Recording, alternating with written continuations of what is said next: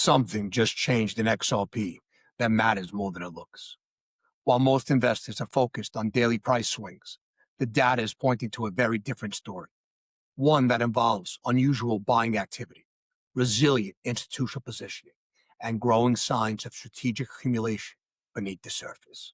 In the next few minutes, we'll examine the evidence behind South Korea's massive XRP volume, institutional fund flows, government disclosures, and why these signals could reveal far more about XRP's long-term market structure than today's price action. More than 62 million XRP traded on South Korea's largest exchange in less than 24 hours, ladies and gentlemen. On its own, that number is interesting, but the context is what makes it important. This surge didn't occur during a euphoric breakout or panic selling. It happened while XRP was trading within a consolidation range, where buyers appeared willing to absorb supply rather than chase higher prices.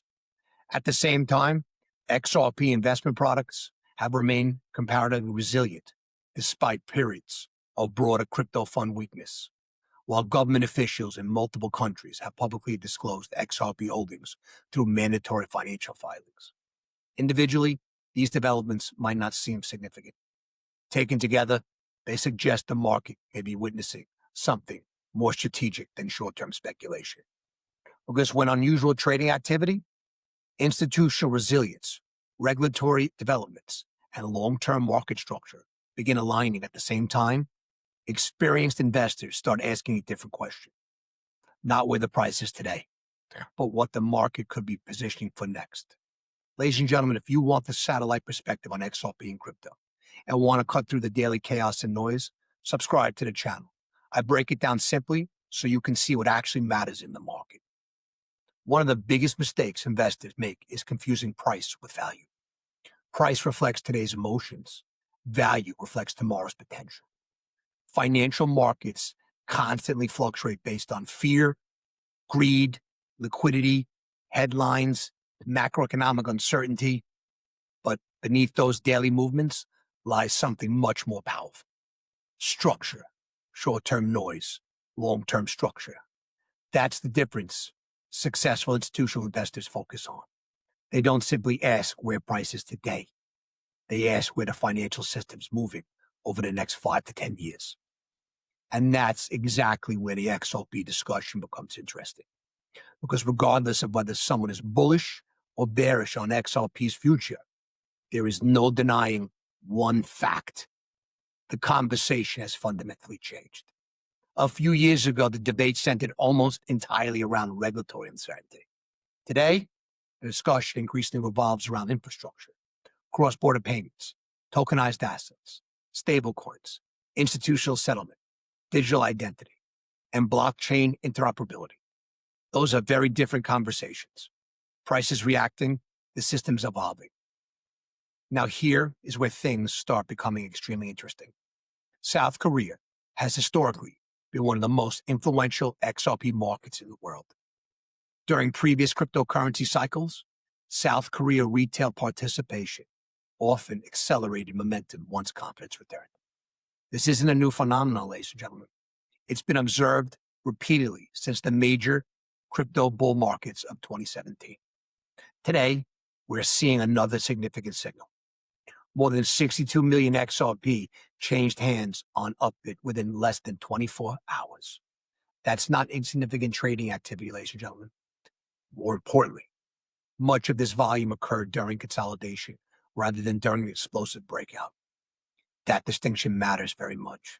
See, when massive trading volume appears after prices have already surged, it can sometimes indicate distribution. But when substantial volume develops while price remains relatively stable, it often suggests accumulation.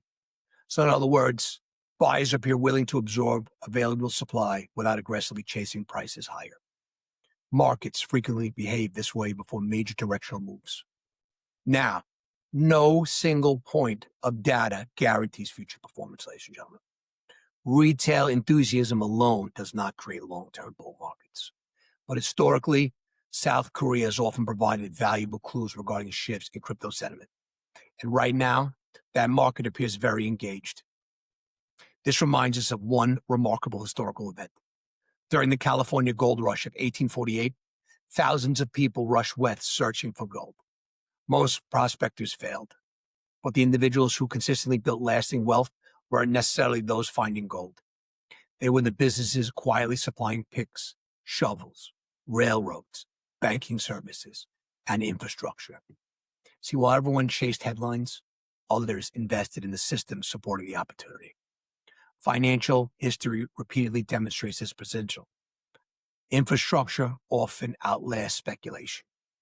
That historical lesson doesn't predict XRP's future, but it does illustrate how investors sometimes focus on entirely different layers of an emerging market. Instead of asking, what's today's price? They ask, what infrastructure could become essential if adoption grows? That's a fundamentally different investment framework, ladies and gentlemen. Another development attracting attention is the increasing number of government officials publicly disclosing XRP holdings. Mandatory financial disclosure reports have revealed XRP ownership among officials in several different jurisdictions. One South Korean lawmaker reportedly disclosed holding excess 500,000 XRP. Public filings also identified XRP exposure among certain officials in the United States and Australia. Now, it's important to remain objective here. These disclosures do not necessarily imply government endorsement, nor do they indicate coordinated investment strategies. Individuals invest for many different reasons. However, the broader pattern deserves attention. These disclosures span multiple countries, different political systems, different regulatory environments, different financial institutions. Yet the same digital asset continues appearing. That suggests XRP has increasingly entered mainstream financial awareness rather than remaining solely within crypto-native communities. As regulatory frameworks mature globally, digital assets are gradually transitioning from fringe speculation towards recognized financial instruments. That evolution may ultimately prove more significant than any short-term price movement. Now, this is what most people miss. Institutional investors don't behave like retail traders. They rarely chase social media excitement. Instead, they evaluate risk, liquidity, compliance, market infrastructure, regulatory certainty, and operational scalability. That's why ETF flows often provide useful insight. Recent institutional data has shown periods where Bitcoin and Ethereum investment products experienced notable outflows. Meanwhile, XRP-related investment products demonstrate comparatively resilient flows, sometimes flat, sometimes positive, but notably more stable. Again, this doesn't guarantee future inflows, nor does it mean institutions are suddenly abandoning Bitcoin or Ethereum. Far from it. However, relative strength often matters more than absolute numbers. When one asset remains comparatively resilient during periods of broader weakness, professional investors pay attention. They're consistently and constantly searching for assets displaying independent demand characteristics. Perhaps the biggest question investors continue asking is simple. Where is BlackRock? The world's largest asset manager now oversees enormous exposure across digital asset investment products. Yet, it currently has no direct XRP ETF. Some investors interpret that as negative. Others see something entirely different. Large institutions rarely move first. They usually move when regulatory frameworks become sufficiently clear. Risk departments approve. Custodians are ready. Liquidity reaches institutional standards. And client demand justifies launching new products. That isn't just unique to crypto. It's how institutional finance has operated for decades. Large firms don't simply ask, can we launch this? They ask, can we defend this decision to regulators, shareholders, compliance officers, and clients? Those are very different questions, ladies and gentlemen. That brings us to one of the most important developments investors continue monitoring: regulatory clarity. The proposed Clarity Act has become a central topic because many analysts believe comprehensive digital asset legislation could remove much of the uncertainty surrounding institutional participation. If clearer market rules emerge, several things could happen. Asset managers gain greater confidence. Custodians expand services. Banks increase participation. Institutional products become easier to structure. And demand could broaden significantly. Notice the language carefully. Could. May, potentially.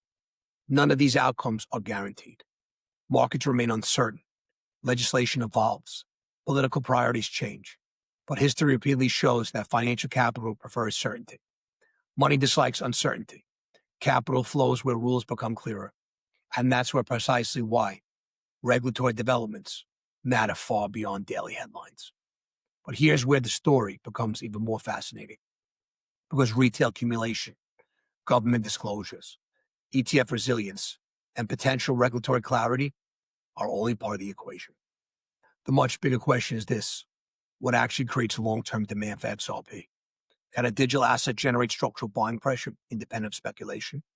And if XRP truly functions as a bridge asset within global payment infrastructure, could its utility eventually become more important than today's market sentiment? To answer those questions, we need to look beyond trading, beyond ETFs, beyond headlines, and examine the mechanics of how the XRP ledger actually works. Because that's where the long-term investment thesis enters, stands or falls or exits. See, ladies and gentlemen, in the first half of this video, we explored why South Korea's trading activity, government disclosures, institutional ETF resilience, and the possibility of greater regulatory clarity have captured the attention of investors. But now we arrive at the most important question. What actually gives XRP long-term demand? Because every successful financial asset eventually needs something more durable than speculation. Speculation can create rails and rallies. It can create bubbles. It can even create extraordinary wealth. But speculation alone rarely sustains value over decades. The assets that survive are the ones embedded within larger economic systems. This is where XRP's investment thesis differs from many digital assets. Supporters argue that XRP is not simply designed to be held. It's designed to be used. Its primary purpose is to function as a bridge asset, allowing value to move efficiently between different currencies and financial networks. Imagine two financial institutions operating in different countries. Instead of maintaining large pools of capital in multiple foreign currencies, a process known as maintaining nostro and vostro accounts, they could potentially use XRP as a temporary bridge during settlement. The institutions acquire XRP, transfer across the XRP ledger, converts into destination currency, and complete settlement in just a matter of seconds. Whether this model achieves broader global adoption remains an open question. But if adoption expands, every transaction requires market participants to source XRP liquidity. That creates a very different demand profile compared with assets whose primary purpose is simply long-term storage. Prices reacting, systems evolving. Now, this is what many investors overlook, unfortunately. Every transaction on the XRP ledger requires a tiny transaction fee. Unlike traditional network fees that are paid to miners or validators, that fee is permanently destroyed. In other words, a very small amount of XRP is burned with every transaction. So individually, those burns are microscopic. They do not meaningfully reduce supply in the short term. But over years and potentially decades, they introduce a slow deflationary mechanism into the network. There is another structural component. Every XRP ledger account requires a reserve of XRP to remain active. That reserve helps reduce spam accounts and protects the integrity of the network. Again, no one should exaggerate its impact. By itself, the reserve requirement will not transform the market overnight.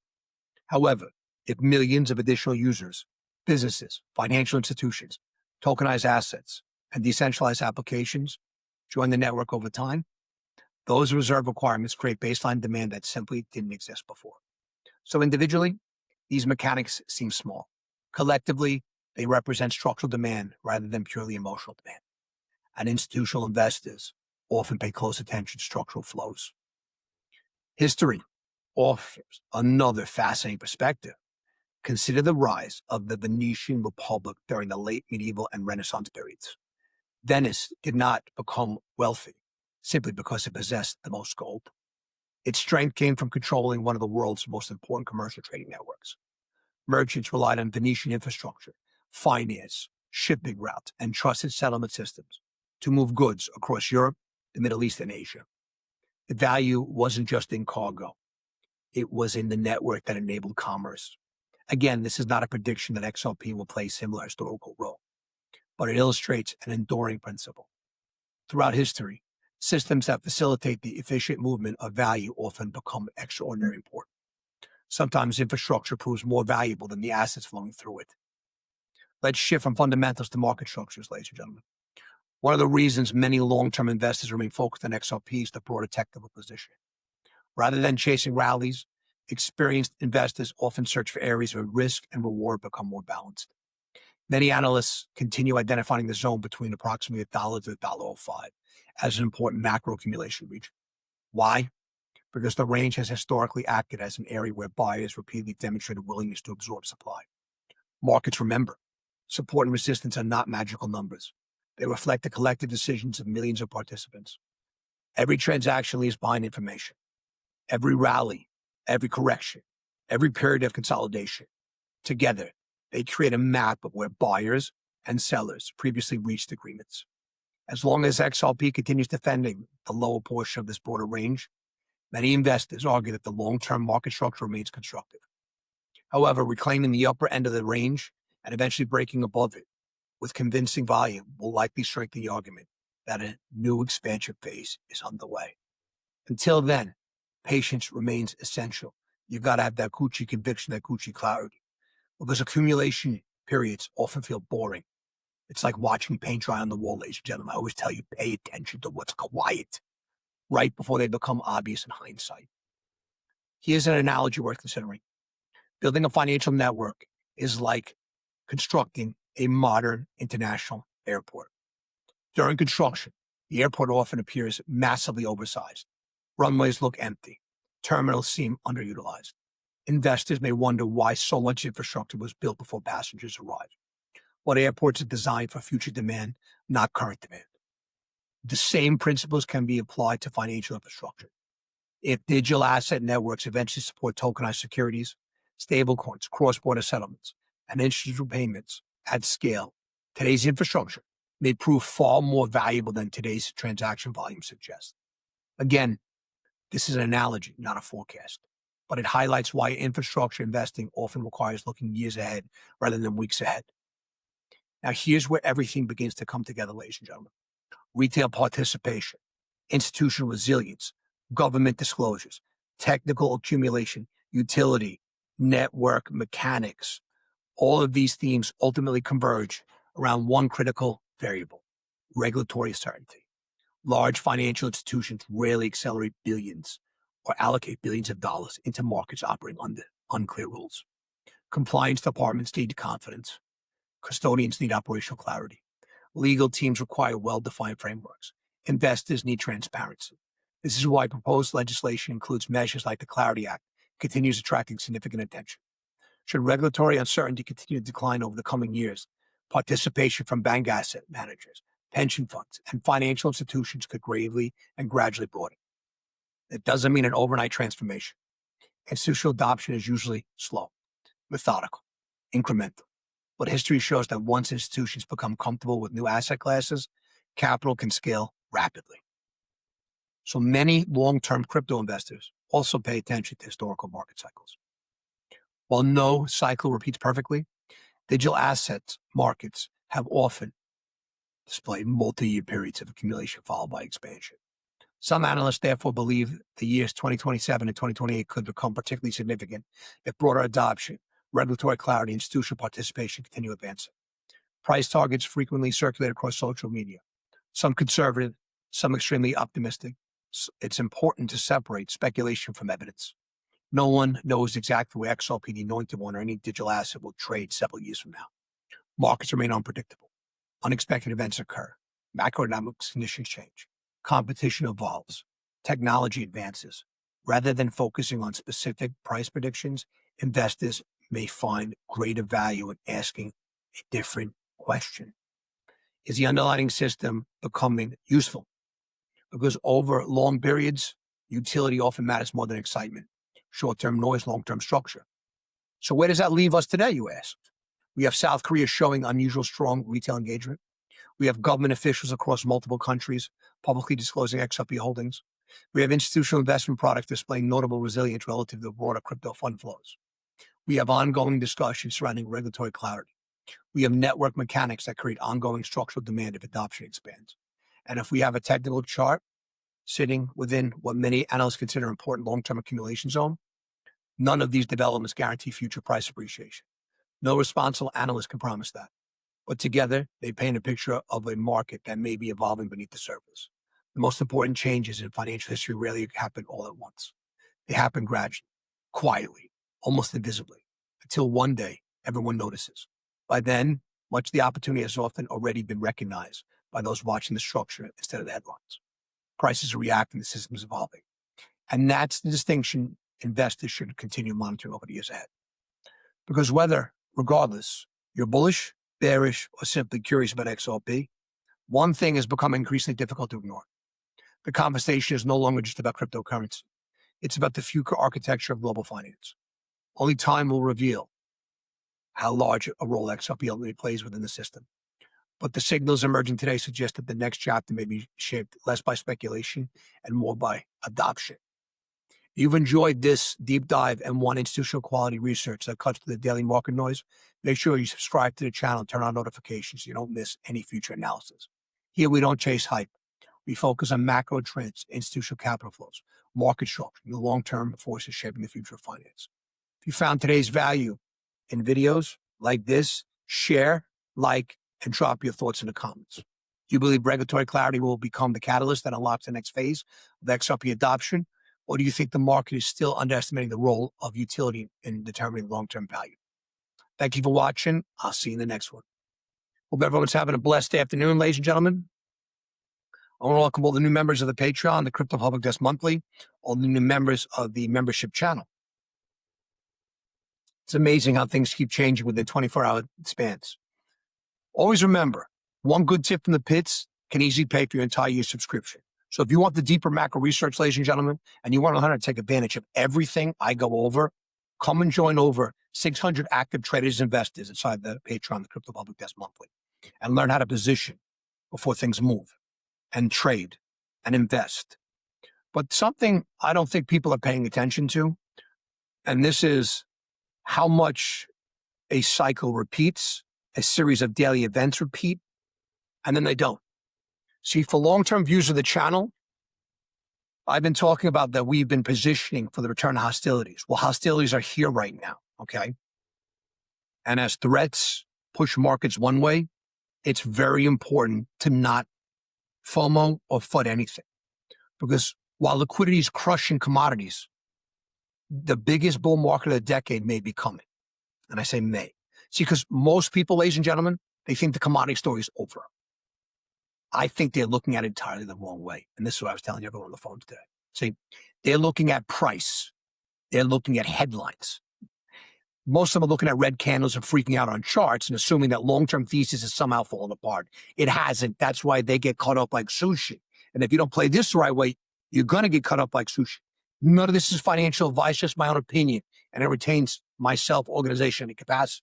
See, what's actually happening is something institutional investors have seen over and over and over again throughout history, okay? The market isn't suddenly saying the world needs less gold, needs more of this, needs blah, blah, blah, blah, blah.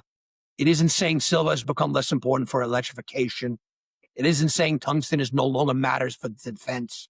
And it certainly isn't saying rare earth elements are no longer essential for artificial intelligence, robotics, advanced manufacturing, and national security. If you buy that, I got a bridge to sell you. See, the market's doing something much simpler. It's repricing liquidity. And that distinction changes everything. Because if you don't understand the difference between liquidity and fundamentals, ladies and gentlemen, you're going to make exactly the same mistake retail investors make during almost every major commodity cycle and get caught up like sushi. They're asking the wrong questions, okay? They're asking, why are commodities falling? The better question I want you to think is what's forcing them lower? Those are completely different conversations.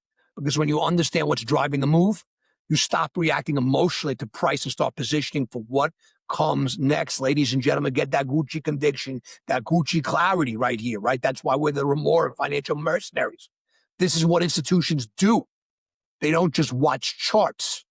They watch money, where it's flowing, where it's leaving, where it's forcing it to move. And right now, liquidity is becoming the dominant story. One of the biggest macro risks is quietly developing underneath the surface of Japan. Hardly anyone's talking about it. We went over it in the Zoom call last week. For decades, Japanese investors have been some of the largest buyers of overseas financial assets. They own enormous amounts of U.S. treasuries. We're talking copious amounts. European bonds, a little global equities, throw in some corporate debt. They've been exporting capital around the world because domestic yields were almost non-existent. If you relied on domestic, you got ungats. You got nothing, zero. But that changing environment is happening now. Japanese bond yields have been rising. And if domestic returns become increasingly attractive, even a relatively small amount of capital flowing back into Japan could tighten liquidity globally. This is so important. You should be writing all this down. Think about the chain reaction that this will cause. I harp on this. Japanese investors sell overseas assets. Bond prices weaken. Treasury yields fall. Financial institutions tighten and conditions tighten with them. The U.S. dollar strengthens. Watch the DXY. Global liquidity contracts. And once liquidity contracts, markets don't stop to ask whether your investments have great fundamentals. And there's one question. What can we sell? What can we sell? That's the reality of liquidity, ladies and gentlemen, that drives matters and markets. During these periods, correlations move towards one. Good companies fall, bad companies fall, growth stocks fall, mining companies fall, gold miners, silver miners, rare earth developers, tungsten producers. Even some of the highest quality businesses can sell off simply because someone needs cash. That's not a fundamental problem. Let that sink in. It's not. That's called a liquidity event. And that's one of the biggest differences between institutional investors and everyone else. That's why they refer to everyone else as dumb money. Institutions spend their time studying capital flows. Retail spend their time studying headlines. But by the time the headlines explain what's happening, institutions have already been positioning for weeks. Let's talk about gold.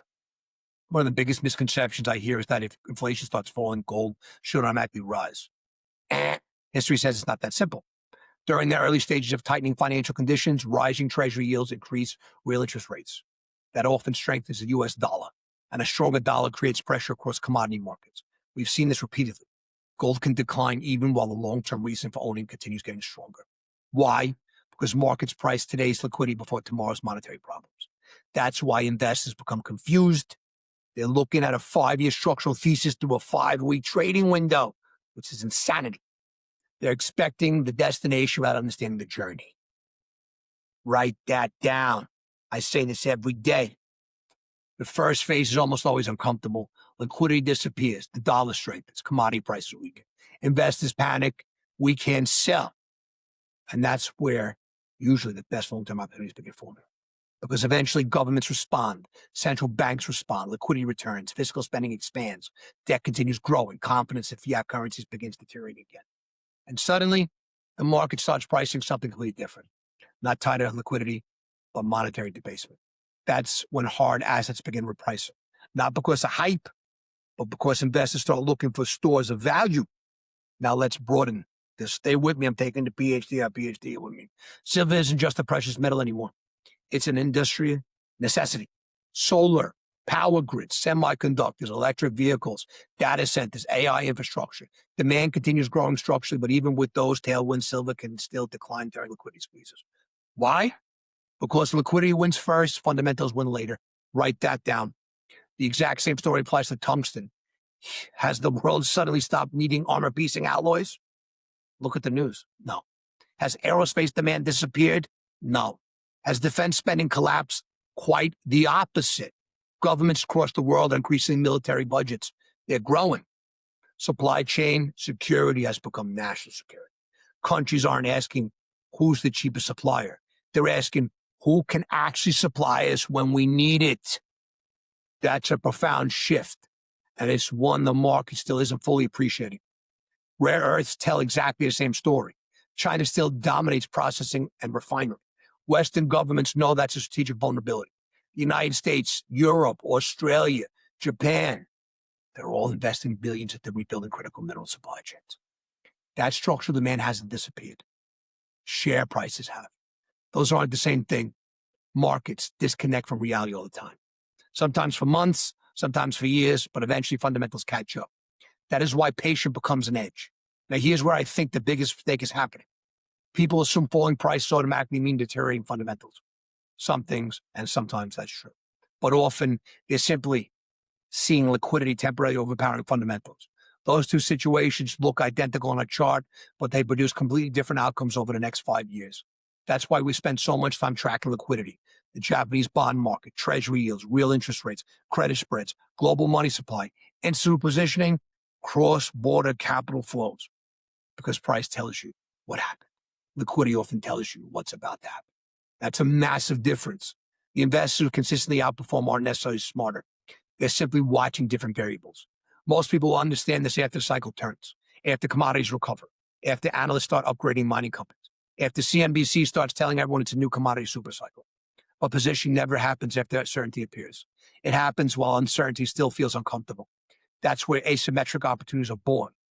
Not everyone will agree with this, when almost nobody does. And that's exactly why we're focused and what we're focused on inside the Crypto Republic Desk Monthly. We're not reacting to yesterday's headlines. We're tracking liquidity, watching sovereign debt markets, following institutional capital, studying macro variables that move markets before the narratives catch up. That's where the real edge comes from. And it's also why Tips from the Pits has become such an important part of what we do. Those aren't just market updates. They're early observations, the kind of insights that often matter weeks or even months before they become obvious to everyone else. Because markets reward preparation far more than prediction. You don't need to predict everybody or every move perfectly. You simply need to understand which forces matter right now. And right now, liquidity is one of the most important forces. Eventually, that liquidity backdrop will change. When it does, I believe markets will stop pricing a temporary financial condition and start pricing structural scarcity again. Gold, silver, copper, rare earth, tungsten, uranium, energy, different sectors, one common theme. The world needs more strategic resources, not less. Artificial intelligence requires enormous infrastructure. Power grids require massive investment. Defense spending continues expanding. Energy security has become national security. Industrial sovereignty is replacing globalization. Those aren't quarterly trends. Those are decade-long transformations. The markets may give us even lower prices before it fully recognizes that reality. And if it does, I'm not going to fear it. I'm going to fully prepare for it, because history has shown us something again and again. The biggest opportunities rarely arrive when everyone feels confident. They arrive when conviction is hardest to hold. That's when patient capital gets rewarded. That's when long-term wealth is built. And that's exactly why we're paying so much attention to this cycle. If this is starting to click for you, the deeper the Tips from the Pits research goes much further into where institutional capital is actually moving, with macro variables deserve your attention, and which headlines are simply creating noise. Inside the Crypto Public Desk Monthly, we're not chasing narratives after they've gone viral. We're studying them while they're still developing. We're positioning before the crowd arrives, because this window doesn't stay open forever. And one good insight can cover your entire membership. The link's below. I'll see you inside, ladies and gentlemen. None of this is financial advice, just my own opinion retains any capacity. This video is for education on entertainment purposes only. It's not financial advice. Always do your own research, consult a licensed financial advisor. Never, ever invest money from watching a YouTube video. Don't ever do that. I love you all, ladies and gentlemen. I'll see you on the front lines. Do not get caught up like sushi. Don't FOMO, don't FUD. Keep that Gucci conviction, that Gucci clarity. This is that long, frosty march up that frosty mountain with our frosty cold beverage. It's going to get a lot colder before it gets warmer, ladies and gentlemen. I love you all. I'll see you on the front lines.